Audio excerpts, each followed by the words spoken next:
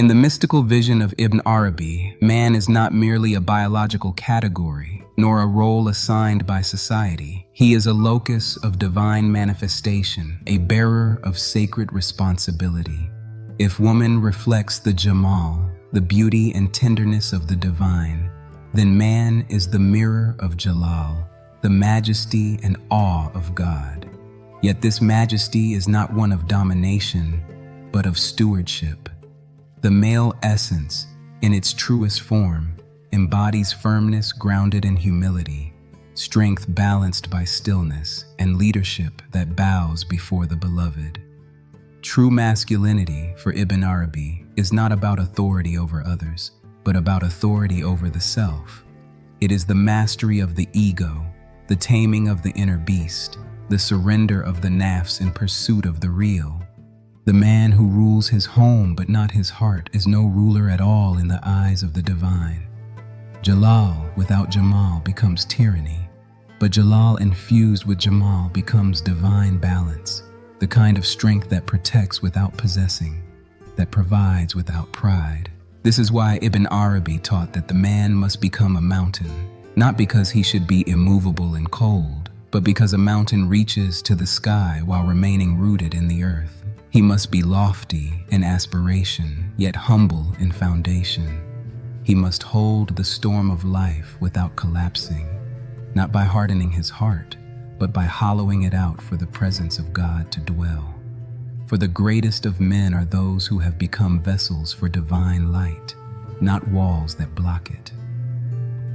In the school of spiritual chivalry, the Futuwwa, Ibn Arabi saw the perfected man as a servant knight, courageous but compassionate, disciplined yet tender, fierce in the defense of truth, but gentle in the presence of beauty. Such a man does not seek to be obeyed, but to inspire. He does not command with his tongue, but with the integrity of his silence. His masculinity is not a shield against vulnerability, but the ground upon which vulnerability becomes a sacred trust. To be a man on the path of God is to be the guardian of an inner fire. It is not the fire of anger or lust, but the fire of yearning. This yearning, this burning, is the soul's longing for the real. The masculine spirit, when awakened, is drawn not to conquest but to surrender. It desires not control, but communion. Ibn Arabi saw in the masculine archetype a reflection of divine will. Just as God says, "Be," and it is, the awakened man aligns his will with the divine command. He becomes a mirror for irada, divine intentionality, but this will must be purified through trials, through patience, through heartbreak. A man who has not suffered has not yet begun the inward journey, for suffering burns away illusion. And the man who walks through fire with remembrance emerges radiant with truth. The man who follows the path of the heart must build his inner world with devotion. He must create stillness inside himself so he can hear the whisper of the beloved. This stillness is not weakness. It is the roar of the ocean beneath the surface of a calm lake. The man who cultivates this stillness becomes a sanctuary for those around him. He becomes the eye of the storm, not because he suppresses chaos, but because he has learned to let it pass through him without clinging. In the tradition of lovers of God, the man is the one who dares to be broken open. His strength lies in his transparency. His courage is shown not in domination, but in surrendering to love. And love, for Ibn Arabi, is the highest jihad, the struggle not to possess but to dissolve. Strength, in its divine sense, is not brute force. It is endurance, patience, and restraint. The strong man, according to Ibn Arabi, is not the one who overpowers others, but the one who overcomes himself. In his Fusus al-Hikam, he explains that real power is subtle and often veiled. The man who appears soft may in truth be holding the weight of heaven in his silence. The one who bows in humility may be closer to divine authority than the one who stands tall in pride. The masculine heart must therefore be purified of its illusions of control. Many men confuse strength with hardness, but a hardened heart cannot receive the breath of the divine.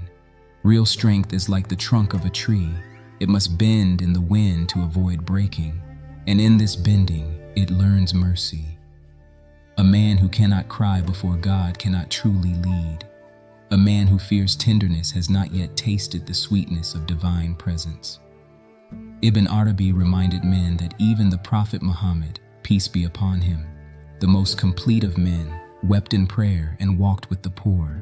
He conquered hearts not with the sword, but with compassion. He was the embodiment of Jalal and Jamal in one form. Thus, the mature man must make room for the feminine within.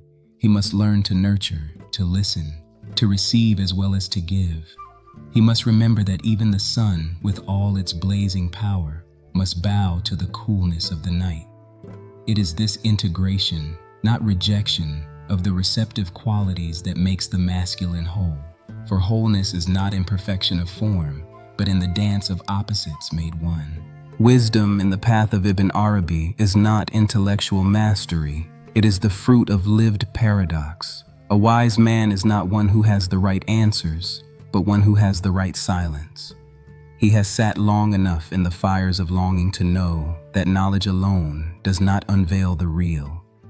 The masculine as a mirror of divine wisdom is a vessel carved by time, loss, beauty, and surrender. He listens more than he speaks. He serves more than he leads. And when he leads, he does so only to create space for the flowering of others. In his presence, you feel depth without pressure, focus without force. He does not shine to outshine others, but to light the way. For Ibn Arabi, this kind of man is rare because the path is narrow. The masculine seeker must give up the illusion that he is the source. He must realize that he is only a reflection, and that the clarity of his reflection depends on how much of himself he is willing to let go. The ego must break. The image must fall. Only then can the divine face appear through the mirror. And so, the masculine becomes a path not of possession, but of purification, not of conquest, but of communion. He does not see his role as protector in order to control, but to uplift. He does not hold space to dominate, but to deepen the presence of love.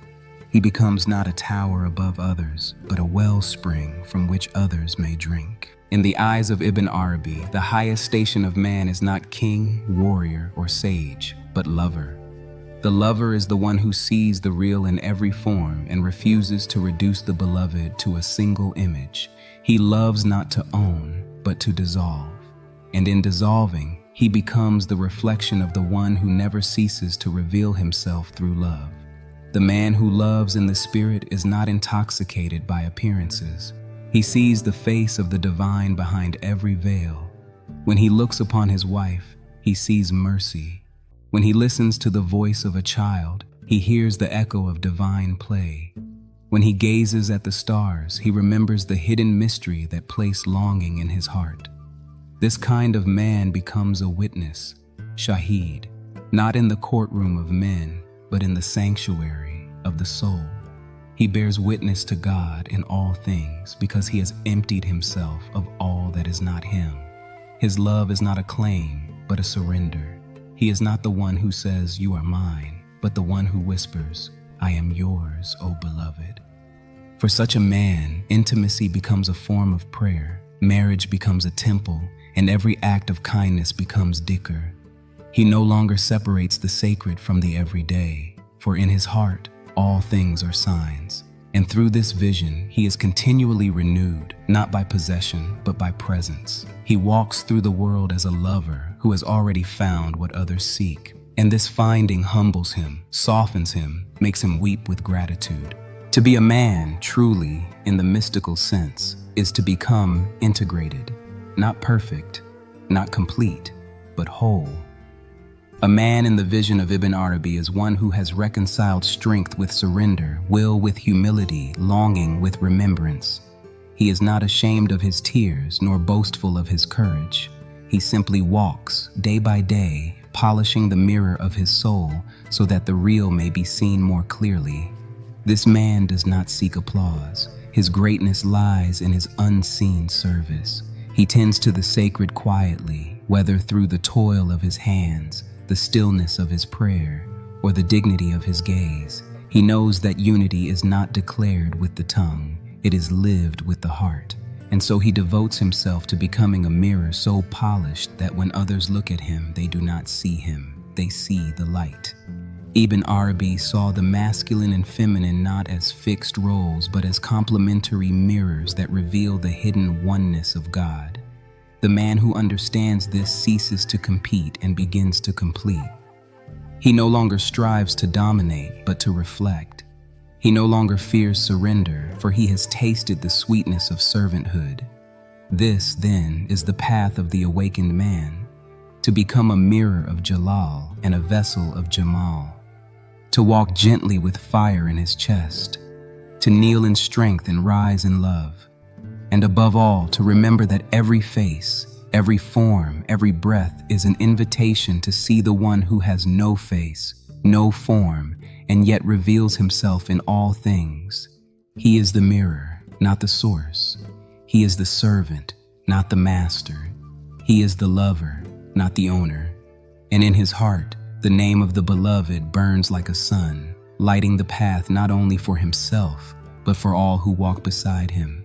If these words touch something in you, follow the path inward. Subscribe to Heart's Whisper, a channel for seekers, lovers, and those who listen with the soul. Let remembrance guide you.